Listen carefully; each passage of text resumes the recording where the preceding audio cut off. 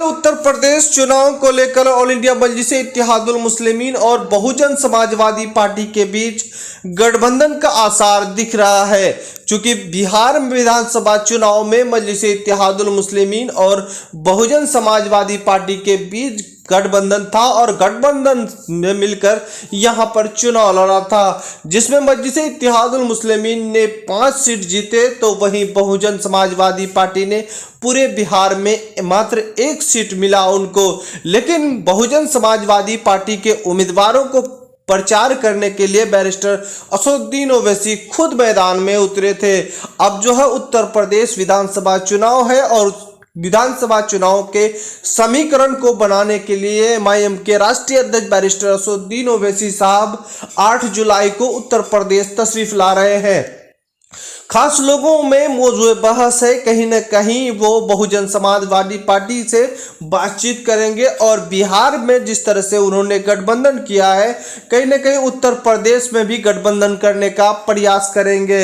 इसी सिलसिले में लोगों के जुबान पर है कि मजलिसे इत्तेहादुल मुस्लिमीन और एमआईएम के साथ जितने भी फ्रंट सेकुलर दल हैं और साथ ही साथ बहुजन समाजवादी पार्टी अगर शामिल हो जाती है तो कहीं न कहीं जो है उत्तर प्रदेश का समीकरण जो है एक बार फिर बहुत बेहतर मजलिसे इत्तेहादुल मुस्लिमीन के गठबंधन के साथ दिख रहा है।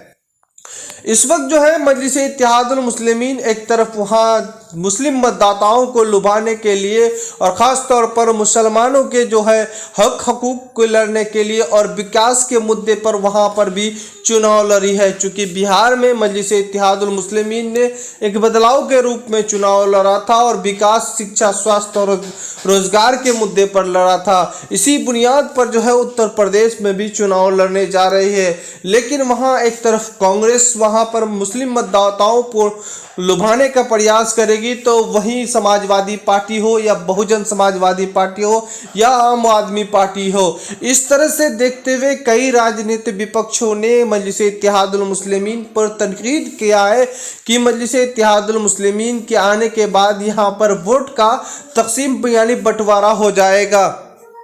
इसी को लेकर के कई दिनों से मौजूद बहस चल रहा है। लेकिन फिलहाल असदुद्दीन ओवैसी साहब उत्तर प्रदेश के चुनाव को बेहतर समझते हैं और ख़ास तौर पर वहां के समीकरण को बनाने के लिए लगातार उनका प्रयास जारी है। इससे पहले भी कई दफ़ा मजलिस के राष्ट्रीय अध्यक्ष बैरिस्टर असदुद्दीन ओवैसी साहब ने उत्तर प्रदेश आए और वहां का समीकरण बनाते रहे। हालांकि मजलिसे इत्तेहादुल मुस्लिमीन 2014 से पार्टी वहां काम कर रही है और कई पंचायत चुनाव और विधानसभा चुनाव एक बार लड़ चुकी है। भले ही उनको कामयाबी नहीं मिला हो, लेकिन इस दफ़ा जो जिला पंचायत चुनाव लड़ी तो बेहतर रिजल्ट उनको मिला और उसी उम्मीद की निगाह से वो विधानसभा चुनाव 2022 को देख रहे हैं। जिस तरह से उनका दौरा 8 जुलाई को देखा जा रहा है, कहीं न कहीं संकेत मिल रहा है कि वो अगर बहुजन समाजवादी पार्टी से बातचीत अगर कर लेता है तो उत्तर प्रदेश का सियासी रूपरेखा अलग हो सकता है। इस वक्त मजलिसे इत्तेहादुल मुस्लिमीन के राष्ट्रीय अध्यक्ष बैरिस्टर असदुद्दीन ओवैसी साहब ने और राजनीतिक दलों के साथ गठबंधन करने का प्रयास में है। इस वक्त जो है कई खबरें आ रही हैं उत्तर प्रदेश से, जहां पर मजलिसे इत्तेहादुल मुस्लिमीन का सदस्यता अभियान जोर पर है। वहीं मजलिसे इत्तेहादुल मुस्लिमीन के प्रदेश सचिव इरफान पठान और मजलिसे इत्तेहादुल मुस्लिमीन के प्रदेश अध्यक्ष शौकत अली ने तमाम विधानसभा का दौरा कर रहे हैं और साथ ही साथ पार्टी का सर्वे भी कर रहे हैं। चूँकि 100 सीटों पर चुनाव लड़ना है और 100 सीटों पर अपने प्रत्याशी उतारना है और वक्त भी बहुत कम है। इस बीच में मजलिसे इत्तेहादुल मुस्लिमीन को सियासी समीकरण भी तैयार करना होगा और जोर शोर से तैयारी करना होगा। चूँकि मजलिसे इत्तेहादुल मुस्लिमीन को बंगाल चुनाव में एक झटका लगा था और उस झटके को अगर भरपाई करना हो तो उत्तर प्रदेश विधानसभा चुनाव ने बड़ी मजबूती के साथ लड़ने के बाद उसे बेहतर प्रदर्शन और अच्छा रिजल्ट निकालना होगा। इसी वजह कर चूँकि पार्टी अब दिल्ली पहुंच गई है, दिल्ली के नगर चुनाव से अपना तैयारी शुरू की है और इस बार नगर चुनाव में अपना उम्मीदवार भी उतारेगी। उत्तर प्रदेश चुनाव में ऑल इंडिया मजलिस इत्तेहादुल मुस्लिमीन चुनाव लड़ने से समाजवादी पार्टी में खलबली समझ गया है।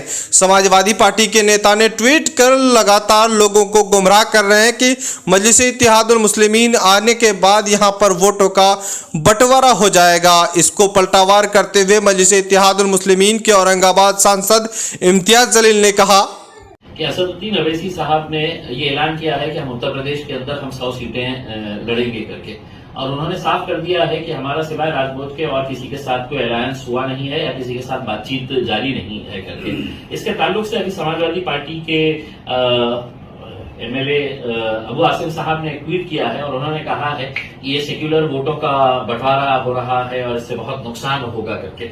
मैं मजलिस के तरफ से है तो अबू आसिम साहब को ये कह रहा हूं कि आप भी मजलिस ज्वाइन कर लीजिएगा। आपको हम दावत देते हैं कि आप मजलिस ज्वाइन कर लीजिएगा।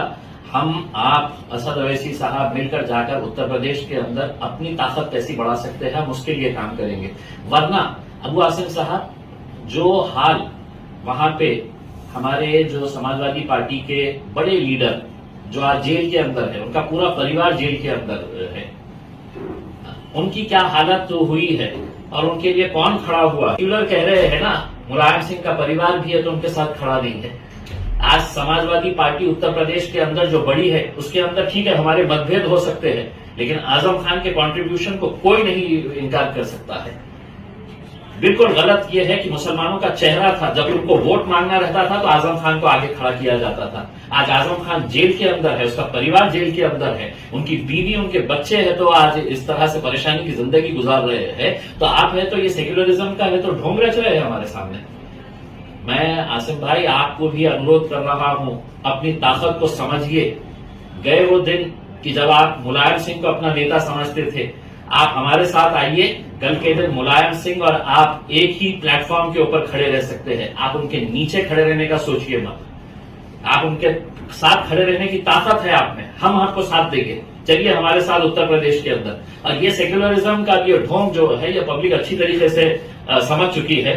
नतीजे जब आएंगे तब आपको समझ में आएगा कि ये सेक्युलर का जो ये पिछले 70 सालों से मुसलमानों को ये जो बेवकूफ बनाया जा रहा है सेक्युलर वर्ल्ड के नाम के ऊपर, अब मुसलमान उसका कैसा जवाब देते हैं। आप उत्तर प्रदेश से इंशाल्लाह उसकी शुरुआत होगी।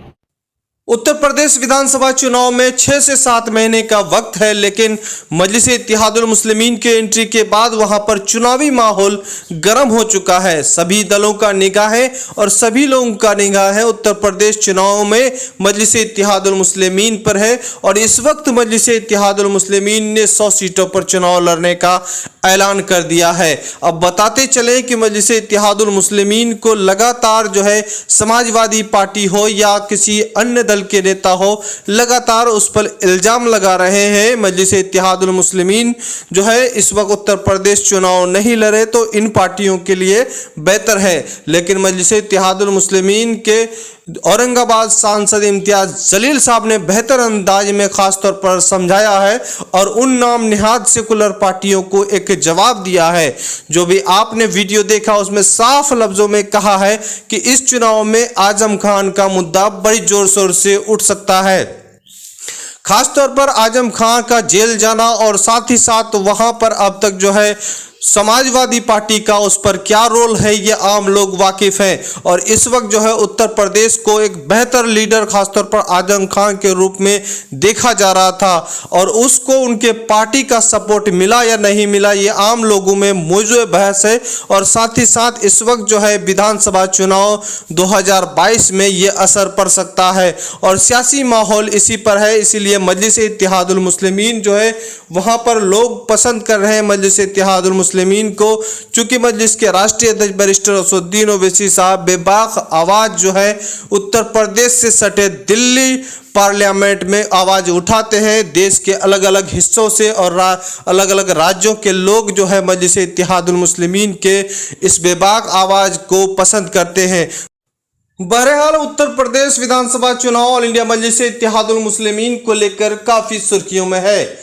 मजलिस के राष्ट्रीय अध्यक्ष बैरिस्टर असदुद्दीन ओवैसी साहब देश के अलग अलग राज्यों में पहुंच रहे हैं और साथ ही साथ अपने संगठन और मजबूत सिपाही तलाश रहे हैं। इस वक्त सियासी बेदारी को लेकर के मजलिस के राष्ट्रीय अध्यक्ष बैरिस्टर असदुद्दीन ओवैसी साहब ने बेहतर कदम उठाया है। अलग अलग राज्यों में, चाहे वो दिल्ली हो, बिहार हो, बंगाल हो, गुजरात हो, अहमदाबाद हो, मध्य प्रदेश हो, आदि जगहों में पहुंच रहे हैं और अपना संगठन बना रहे हैं। इस वक्त बताते चलें, चाहे नगर चुनाव हो पार्टी या जिला पंचायत चुनाव हो, सभी चुनाव में हिस्सा लेना मजलिस इत्तेहादुल मुस्लिमीन के लिए एक बेहतर विकल्प है। मजलिस इत्तेहादुल मुस्लिमीन को मजबूत करने के लिए लगातार उनके कार्यकर्ता लोगों के पास उनके पैगाम को लेकर पहुंच रहे हैं और साथ ही साथ शिक्षा, स्वास्थ्य, रोजगार आदि मुद्दों को लेकर के लोगों से चर्चा कर रहे हैं। इस वक्त मजलिस इत्तेहादुल मुस्लिमीन ने बिहार विधानसभा चुनाव लड़ी, लेकिन बिहार में उन जिलों से चुनाव लड़ी जो बड़ी पसमानदा जिला है और सीमांचल के नाम से मशहूर है। सीमांचल में अररिया, किशनगंज, पूर्णिया, कटिहार, इन जिलों के विधानसभाओं में अपने प्रत्याशी उतारे थे। अब बताते चले कि यहाँ पर भी कई राजनीतिक पार्टियों से उन्होंने गठबंधन किया था और साथ ही साथ जो ये पसमानदा विधानसभा है, खासतौर पर यहाँ पर शिक्षा, स्वास्थ्य और रोजगार, इन मुद्दों को लेकर के लोग काफी